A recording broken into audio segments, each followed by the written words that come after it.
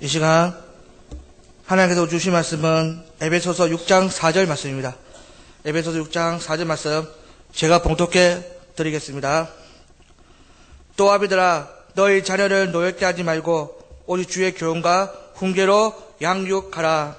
아멘. 여러분 다들 아마 개그 콘서트라는 개그 프로그램을 다 알고 계실 것입니다. 그 20년 정도 했기 때문에 웬만한 분들은 다 알고 계실 거라고 그렇게 생각이 듭니다. 그런데 그 개그 프로그램 중에 아주 오래전에 했던 그 개그 코너 중에 아빠와 아들이라는 이런 코너가 있었습니다. 이 코너는 아주 뚱뚱하고 덩치가 큰 두 사람의 남자가 나와서 그 두 남자의 개그맨들 나와서 아빠와 아들이라는 말로 이제 에피소드를 시작을 합니다. 그리고 이런저런 대화를 하다가 그 아들이 갑자기 화를 내거나 짜증을 내면 아버지가 그때 아들 밥 먹으러 가자 이 한마디를 하게 되죠. 이 한마디에 이 아들이 너무나 좋아서 싱글벙글 어쩔 줄 모르는 그런 내용의 개그가 바로 아빠의 아들이라는 그런 코너였습니다. 그런데 여러분 아무리 심각한 이야기를 하고 아무리 아들이 기분 나쁜 상황이 생긴다 할지라도 아버지가 아들한테 밥 먹으러 가자라고 이 한마디를 하면 아들은 금방 기분이 풀리고 이 부자 사이는 금방 사이가 좋아지게 된다는 것입니다. 여러분 그렇다면 왜 이 아버지와 아들이 이 한마디에 서로 기분이 풀리고 좋아지는 것일까요? 그것은 바로 서로 관심사가 같고 그리고 아버지가 아들이 원하는 것이 무엇인지 알기 때문에 이렇게 풀릴 수가 있다는 것입니다. 그리고 이 밥이라는 그 공통의 관심사, 아들이 좋아하는 이 밥, 그리고 이 음식, 아버지는 이것을 알고 있었기 때문에 아버지가 아들한테 밥을 먹으러 가자는 그 말 한마디에 아들이 좋아서 이렇게 불릴 수가 있다는 것이죠. 이 공통의 관심사가 바로 부자 사이를 좋아지게 만들었다는 것입니다. 여러분 그런데 그보다 더 중요한 것이 있는데 여러분 그것이 바로 무엇일까요? 여러분 요즘 부모와 자녀 사이에 보면 이렇게 법적인 관계만 유지하는 경우가 많이 볼 수가 있습니다. 여러분 그리고 법적인 관계는 바로 혈연관계이죠. 그런데 이 혈연관계는 절대 지울 수가 없는 그런 관계입니다. 그래서 오히려 더욱더 힘이 들고 더욱더 상처를 받는 경우가 많이 있다는 것입니다. 그러나 이것만으로는 우리가 좋은 관계를 유지하기는 힘들다는 것이죠. 또 다른 관계가 있어야만 이들의 관계가 더욱더 좋아지고 그리고 더욱더 같이 잘 지낼 수가 있다는 것입니다. 여러분 그것이 있어야 되는데 이것이 무엇일까요? 이것이야말로 진정한 부모와 자녀가 사이가 될 수 있는데 과연 그것이 무엇일까요? 그것은 바로 혈육이 아니라 애정이라는 것입니다. 이 애정이 바로 부모와 자녀 사이를 끈끈하게 맺어준다는 것이죠. 그리고 이 애정이 부모 자녀 사이를 잘 유지시켜 준다는 것입니다. 우리에게도 이런 애정이 점점 많아져야 되며 이 애정이 바로 우리 성도 간에도 서로 하나로 묶을 수가 있다는 것이죠. 여러분 우리가 이 애정을 상대방에게 표현할 때도 아주 주의할 점이 있다는 것입니다. 왜냐하면 우리가 좋다고 하는 것이 다 좋은 것이 아니기 때문입니다. 우리가 이 사람들에게 애정을 표현하고 이 사람들에게 배려를 할 때 이 상대방이 원하는 것을 알고 해줘야 그 필요성이 있다는 것이죠. 하지만 그것이 너무나 지나친다면 오히려 상대방이 부담을 갖게 된다는 것입니다. 여러분 TV 프로 중에 고민을 들어주는 프로가 있었습니다. 이 옛날의 내용이 무엇이냐면 엄마가 아침, 점심, 저녁 세끼와 간식과 후식까지 푸짐하게 차려주어서 고민하는 딸이 나와서 이 고민을 말하고 이 고민에 대해서 같이 얘기해보는 그런 시간이었죠. 얼핏 보면 엄청 행복한 것처럼 보일 수도 있습니다. 그러나 그 많은 식사 분량을 먹기에는 이 딸은 너무나 부담이 컸던 것이죠. 딸은 엄마에게 음식을 줄여달라고 하고 엄마는 음식을 더 먹으라고 이렇게 서로 간에 이렇게 난리를 친다는 것입니다. 그러므로 이렇게 엄마는 딸에게 잘해주려고 한 것이 그만 딸의 고민거리가 되게 되었다는 것입니다. 이렇게 애정을 표현할 때 우리는 상대방의 입장과 의사를 존중해주고 배려해줘야 할 필요성을 느낀다는 것이죠. 내 혼자만의 막무가내의 그런 애정 표현은 오히려 상대방에게 부담만 더 가중시키고 서로 간의 사이를 멀어지게 만드는 그런 원인이 될 수도 있다는 것입니다. 그러므로 우리가 범사에 좀 더 지혜롭게 대할 필요가 있는 것이죠. 서로의 기호나 형편이나 원하는 것이 다르기 때문에 서로 간에 이것을 잘 맞추는 지혜가 필요하다고 할 수가 있다는 것입니다. 여러분, 이런 이야기가 있습니다. 사이가 좋은 아버지와 아들이 목욕탕에 목욕을 하러 갔습니다. 아버지가 열탕에 들어가니 아주 뜨끈뜨끈한 게 피로가 풀리고 너무나 좋았습니다. 온몸의 피로가 쫙 풀리고 시원함을 느끼게 되었죠. 그래서 아들 보고 아들 여기 시원하니까 너도 들어와 라고 이렇게 말을 했습니다. 아들은 아버지의 말을 철석같이 믿고 그 뜨거운 탕에 풍덩하고 뛰어 들어갔죠. 그런데 얼마나 뜨거운지 곧바로 나오면서 아들이 아버지에게 이렇게 얘기했습니다. 에이, 세상에 믿어는 하나도 없네 라고 이렇게 얘기를 했다는 것입니다. 여러분, 아버지는 탕에 들어가서 피로가 풀리자 이 아들도 뜨거운 탕에 들어와서 피로가 풀렸으면 하는 그 마음에 시원하다고 하면서 탕에 들어오라고 했지만 아들은 그 아버지의 말을 듣고 탕에 들어갔다가 오히려 실망만 하게 되었던 것입니다. 이렇듯 서로가 좋다고 생각한 것이 많이 다를 수가 있다는 것이죠. 그러므로 우리가 상대방에게 배려를 하고 애정을 표현할 때는 상대방이 무엇을 좋아하고 상대방이 어떻게 해야지만 더 부담감 느끼지 않을지 그것을 잘 알고 상대방에게 더 잘 대해줘야 한다는 것입니다. 내가 생각하기에 좋다고 해서 상대방도 좋게 생각한다면 그것은 아주 큰 오산이라고 할 수가 있다는 것이죠. 그런 생각에 애정을 망가뜨리고 오히려 좋은 관계를 무너뜨리게 된다는 것입니다. 그러므로 우리가 범사에 지혜가 필요하다고 할 수가 있죠. 특히 하늘에서 내려오는 그 지혜, 하나님께서 주신 그 지혜가 우리에게 아주 필요하다는 것입니다. 하나님께서 주시는 그 말씀 속에 있는 지혜로 우리는 이 세상을 살아가야 한다는 것이죠. 특히 부모가 자녀를 양육할 때 더욱더 이런 지혜가 필요하다는 것입니다. 여러분, 그렇다면 우리 하나님께서 말씀하시는 그 자녀 양육의 지혜는 과연 어떤 것들이 있을까요? 오늘 본문에 보면 그 말씀이 잘 나오고 있습니다.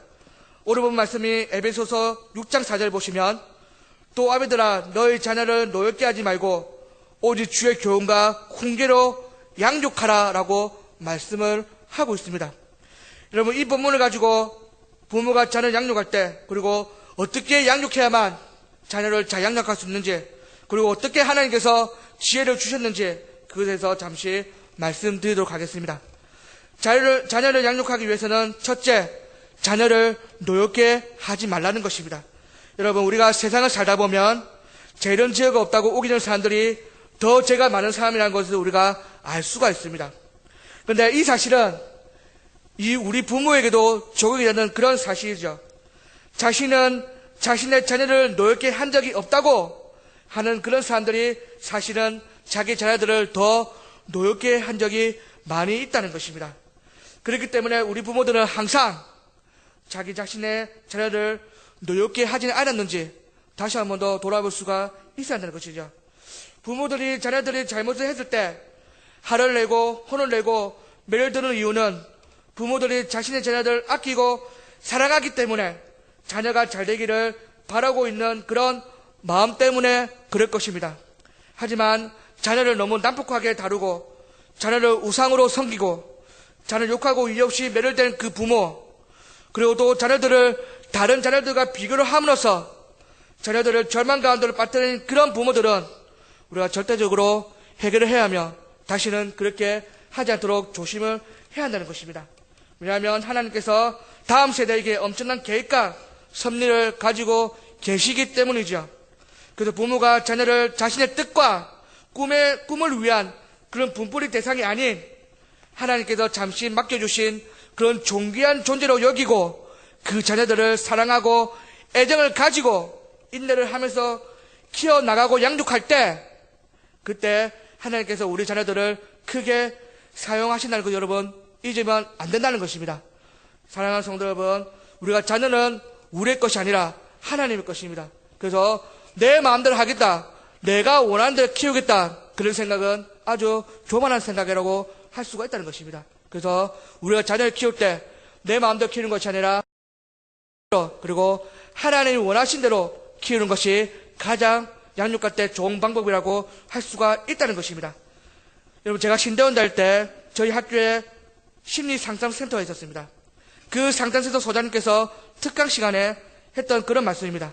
그 말씀이 무엇이냐면, 항상 아이를 키우는 부모는 제멋대로의 매를 쓰고 심술을 부리는 아이들에게 화를 내다 지쳐갑니다. 말귀를 알아듣는 듯 하다가도 곧 심사가 틀어지면 울며 보채고 때려쓰는 아이들, 우리 아이를 타이르고 달래봐도 방법이 없다는 부모들, 화를 내고 혼을 내야만 버릇을 고칠 수 있다고 생각하는 그 부모들, 따끔하게 혼을 내지 않으면 아이 버릇이 나빠진다고 생각하고 아이를 엄하게 키우는 그런 부모들이 있습니다. 하지만 이 모든 방법이 다 틀렸습니다. 아이에게는 화를 냈어도 다그쳐서도 안 됩니다. 아이에게는 항상 애정과 사랑과 인내를 가지고 너그럽게 대하고 항상 기다리고 칭찬해 줘야 한다는 그런 내용의 말씀이었던 것입니다. 여러분, 이 말씀 통해서 우리가 항상 자녀들에게 화나지 말고 다그치지도 말고 인내하면서 사랑과 애정으로 양육한 것이 가장 중요한 것이라고 할 수가 있다는 것입니다. 근데 이런 사람들은 이것을 잘 알고 있어요. 머릿속으로는 자녀들에게 화를 안 내고 인내하며 기다리며 칭찬해주며 그렇게 머릿속으로는 알고 있지만 막상 자녀가 잘못하고 자녀가 방을 어질편하는지 그렇게 한다면 바로 화를 내고 혼내고 때리는 경우가 많이 있다는 것입니다. 그래서 잠언 10장 12절 말씀을 보면 미움은 다툼을 일으켜도 사랑은 모든 허물을 가리느니라라고 말씀을 하고 있다는 것입니다. 자꾸만 자녀의 허물을 늦추는 사람은 그 자녀를 사랑하지 않는다는 것입니다. 오히려 자녀의 허물을 가려주고 칭찬을 해주어야 오히려 이 자녀들이 더욱더 자신감을 가질 수 있다는 것이죠. 물론 자녀들이 잘못하면 그 잘못에 대해서는 말을 해주고 못하도록 그렇게 하는 것이 맞습니다. 하지만 우리가 혼을 낼 때도 그 방법이 있죠. 잔소리하고 들추어내고 화를 놓으면 결국은 자녀뿐만 아니라 오히려 부모에게도 그 피해는 고스란히 돌아가게 된다는 것입니다. 그래서 부모는 이것을 잘 살피고 잘 피해서 부모와 자녀 간에 믿고 그리고 신뢰하고 사이좋은 그런 관계가 될 수 있도록 부모들이 더욱더 노력을 하고 아이들을 잘 양육을 해야 한다는 것입니다. 사랑하는 자녀들이 화를 내고 그리고 사랑하는 자녀를 때리면 부모의 마음이 얼마나 아프겠습니까? 여러분들, 부모님들, 자녀들을 여러분 비록 지금 당장에 내가 마음에 안 든다 할지라도 항상 기다려주시고 자녀들이 항상 칭찬해주시고 그리고 자녀들과 함께 잘 생활할 수 있는 우리 부모 될 수 있기를 간절히 소망드립니다. 둘째, 주의 교양과 훈계로 양육을 해야 한다는 것입니다. 여러분, 자녀는 또 다른 의미에서 부모의 감시자가 될 수도 있습니다. 그렇기 때문에 부모들은 항상 말과 행동을 조심해야 한다는 것이죠. 부모의 습성이 곧 자녀의 습성이 될 수가 있기 때문입니다. 그래서 이제 참된 신앙관을 가지고 있는 부모라면 주의 교양과 훈계로 자녀를 교육을 해야 한다는 것입니다. 여기서 주의 교양과 훈계로 자녀를 가르치는 방법에는 자녀를 안아주고 두드려주는 사랑의 표현을 할 수 있는 유치적 접촉을 말씀하고 있다는 것입니다. 그리고 넌 할 수 있다. 왜냐하면 너는 하나님의 자녀이기 때문이다 라고 하면서 우리 자녀를 인정하는 그런 말을 해야 한다는 것입니다. 그리고 예수님께서 그래하듯이 자녀와 함께하는 그 시간을 가져야 한다는 것이죠. 자녀가 부모와 함께하고 대화를 하며 부모와 시간을 함께 보낼 때 우리 자녀는 더욱더 부모를 신뢰하고 더욱더 부모와 자녀가 더 깊은 그런 관계가 될 수가 있다는 것입니다. 그리고 바로 자녀를 위한 끊임없이 봉사와 헌신도 있어야 하는 것입니다. 여러분, 이런 방법으로 우리가 자녀를 교육하며 인내할 때 우리 자녀는 더욱더 부모를 사랑하고 부모를 공경하며 더 올바른 길로 나아갈 수가 있다는 것입니다. 항상 자녀와 대화를 많이 하시고 자녀와 더욱더 많은 시간을 가지시며 어떤 자녀가 어떤 좋아하고 어떤 것 싫어하는지 그런 것을 잘 알면서 자녀가 더욱더 재밌고 즐거운 시간을 보낼 수 있는 여러분 될 수 있기를 간절히 소망드립니다. 그 셋째는 하나님께서 주신 자녀라는 것을 우리가 알고 있어야 한다는 것입니다. 부모는 항상 자녀를 믿어줘야 합니다. 내 자녀니까 내 마음대로 해도 된다 라는 생각을 절대 하면 안 된다는 것이죠. 그런 생각을 갖게 된 순간에 우리의 자녀들은 하나님 품 안에서 주 뜻대로 양육될 수가 없다는 것입니다. 우리의 자녀들은 우리의 욕망을 위한 우리의 소유물이 아닌 하나님께서 맡겨주신 존귀한 자녀라는 것을 항상 기억하고 양육을 해야 한다는 것입니다. 그러할 때 우리 이 약한 세대 가운데서 가장 크게 쓰임받고 거룩하고 순수한 주의 자녀로 키워나갈 수가 있다는 것입니다. 여러분, 그런데 부모가 자녀를 주의 말씀으로 잘 양육하려면 여러분 어떻게 해야 하는 것입니까? 그것은 부모가 먼저 주의 말씀을 잘 알고 있어야 하는 것입니다. 그래야만 말씀으로 잘 양육할 수가 있다는 것이죠. 이것이 바로 신명기 6장의 말씀이 그것을 잘 말씀해 주고 있습니다. 신명기 6장 1절에서 9절을 보시면 제가 말씀해 드리겠습니다. 이는 곧 너의 하나님 여호와께서 너에게 가르치라고 명하신 명령과 규례와 법도라.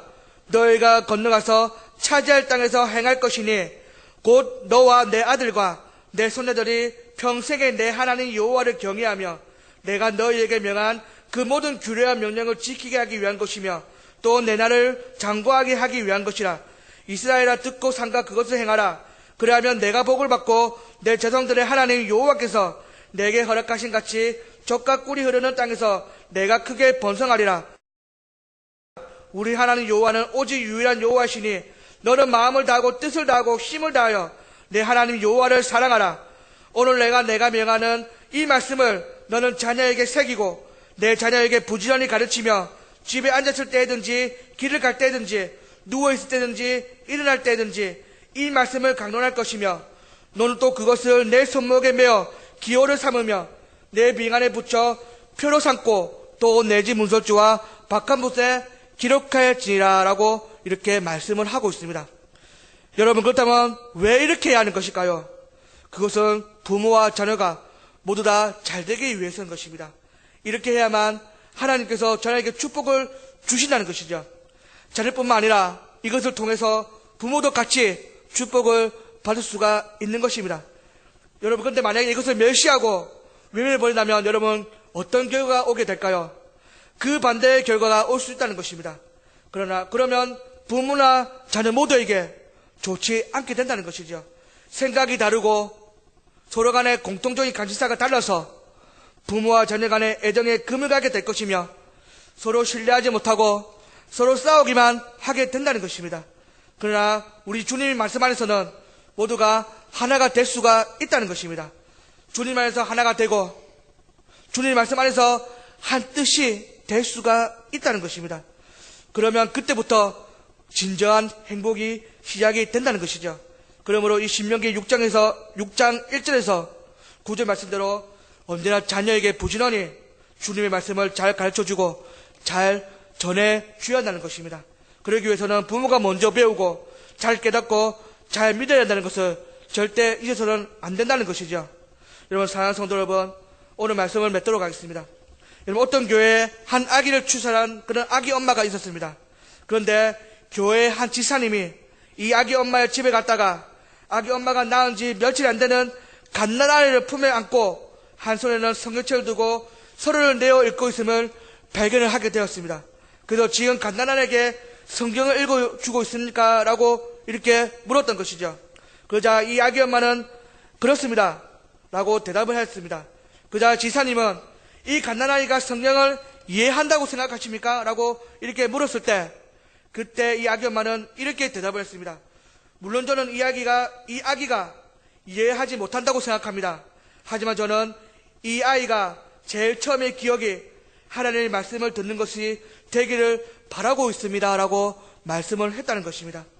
이렇게 주님과의 관계 속에서 주님의 말씀으로 장양육해서 그 믿음의 사람으로 길러줘야 할 책임이 부모에게 있다는 것입니다.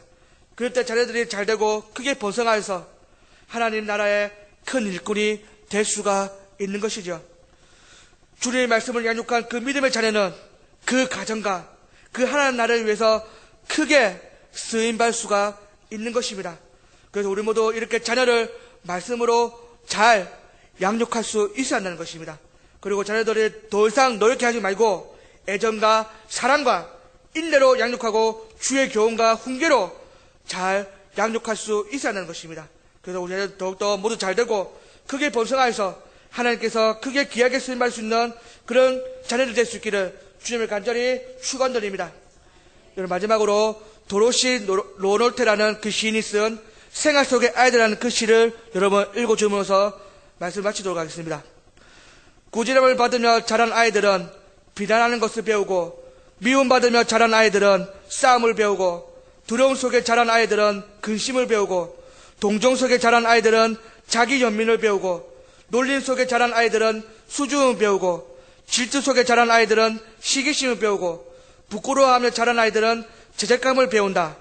칭찬받으며 자란 아이들은 자신감을 배우고, 너그러움 속에 자란 아이들은 인내심을 배우고, 자란 아이들은 사랑을 배우고, 관심 속에 자란 아이들은 자긍심을 배우고, 인정받으며 자란 아이들은 목표 세우는 것을 배우고, 함께 나누며 자란 아이들은 관대함을 배우고, 정직한 속에 자란 아이들은 진실의 삶을 배우고, 공정한 대우 속에 자란 아이들은 정의를 배우고, 친절한 속에 자란 아이들은 남을 존중하는 법을 배우고, 편안한 속에 자란 아이들은 사람에 대한 믿음을 배우고, 다정한 속에 자란 아이들은 세상이 살기 좋은 것임을 배운다라고 이런 시가 있습니다. 여러분, 이 시의 내용을 언제나 잘 기억하셔서 하나님이 기뻐하시고 하나님이 원하시는 그런 자녀들로 잘 양육할 수 있는 우리 부모님 될 수 있기를 주님을 간절히 축원드립니다. 기도하겠습니다.